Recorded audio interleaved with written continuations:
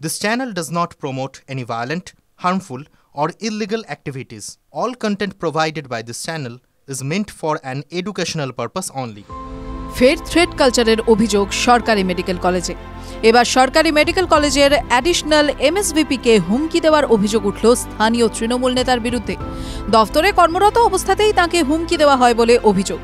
এলাকার তৃণমূল কংগ্রেসের নেতা ওয়াসিম আলী ভিক্টরকে সঙ্গে নিয়ে এসে থ্রেট দেওয়ার অভিযোগ উঠল হাসপাতালের এক বেসরকারি সংস্থার কর্মীর বিরুদ্ধে।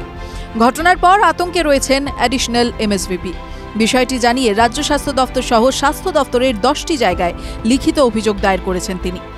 বীরভূমের রামপুরহাট সরকারি মেডিকেল কলেজ ও হাসপাতালে একটি বেসরকারি সংস্থার কর্মী ভিকি শেখ হাসপাতালের নিয়ম মেনে ডিউটি করেন না বলে অভিযোগ।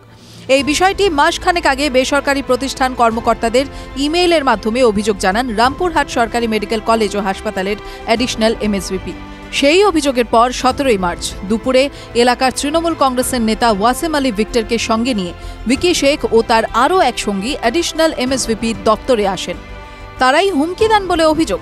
এই হুমকির পর আতঙ্কিত হয়ে পড়েন তিনি। অ্যাডিশনাল এমএসভিপি জানিয়েছেন তিনি বিষয়টি রাজ্য স্বাস্থ্য দপ্তর সহ বিভিন্ন দপ্তরে লিখিতভাবে অভিযোগ জানিয়েছেন।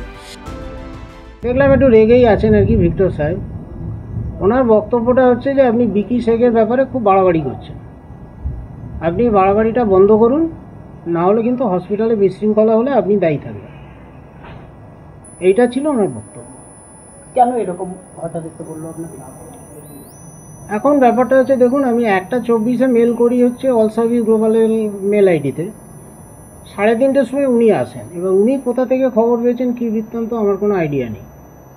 আমার ধারণা অল সার্ভিস গ্লোবাল ওনাকে আমার কাছে পাঠিয়েছে। যেহেতু আমি বীরভূমের লোক নই, কাজে আমার একটা সিকিউরিটিরও প্রশ্ন এখানে থেকে যাচ্ছে। আর আরজি কর কাণ্ডের পরে আমাদের প্রশাসন যেভাবে ডাক্তারবাবুদের আশ্বাস দিয়েছিলেন যে হসপিটালের মধ্যে কোনো গুন্ডামি তারা বরদাস্ত করবেন না, কিন্তু এক্ষেত্রে দেখা যাচ্ছে সেই ঘটনার আবার পুনরাবৃত্তি হচ্ছে। এই অভিযোগের পর যদি কোনো ব্যবস্থা নেওয়া না হয় তাহলে আগামী দিনে বড় পদক্ষেপ করার কথা জানিয়েছেন তিনি। TV9 Bangla digital.